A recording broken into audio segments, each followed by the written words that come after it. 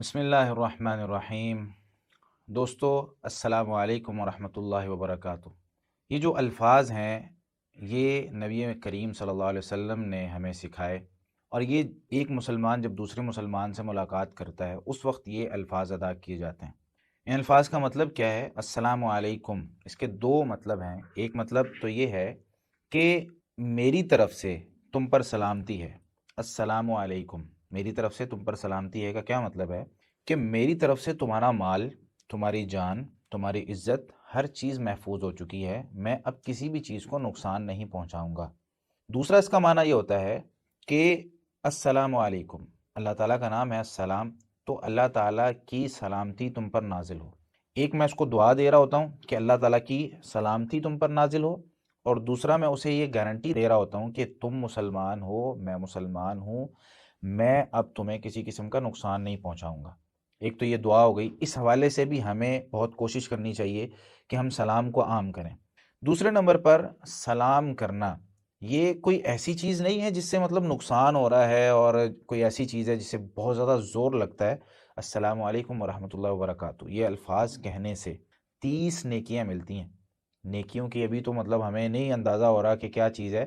جب میرے بھائی یہ زندگی ختم ہو جائے گی، جب ایک ایک نیکی، چھوٹی چھوٹی نیکی وہ کام آئے گی، اور نبی مکرم صلی اللہ علیہ وسلم صحیح مسلم میں فرماتے ہیں لا تحقرن من المعروف شیئا، کسی بھی نیکی کو حقیر ہرگز نہ سمجھو، کوئی نیکی چھوٹی نہیں ہوتی۔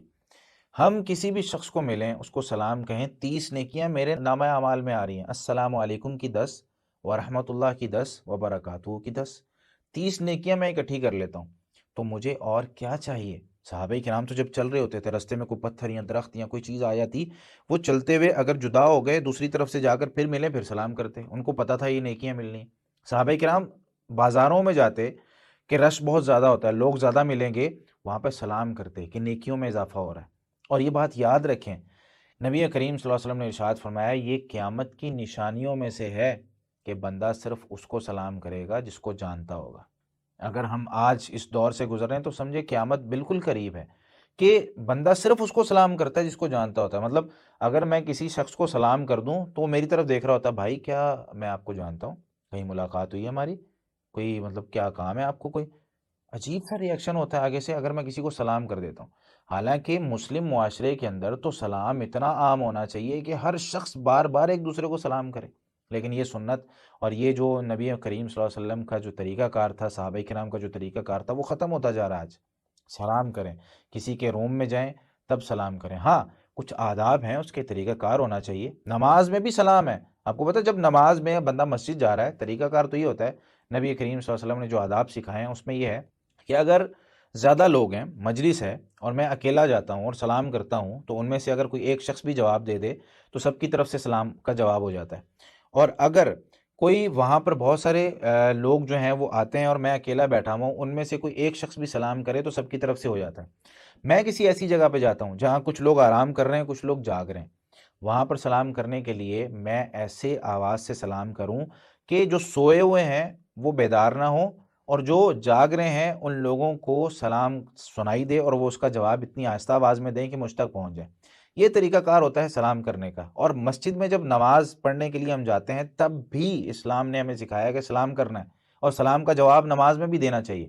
اس کا طریقہ کار مختلف ہے کہ ہم نے اگر ہاتھ باندھے ہوئے ہیں تو ہم انگلی کے اشارے سے بھی جو ہے وہ جواب دے سکتے ہیں، ہم ہاتھ کے اشارے سے بھی جواب دے سکتے ہیں، یعنی ہاتھ جو ہے وہ اس طریقے سے اٹھائیں اور زمین کی طرف اس کے جو ہتھیلی ہو۔ سبل السلام میں امام سنانی رحمۃ اللہ نے تفصیل سے وہ روایات نقل کی ہیں۔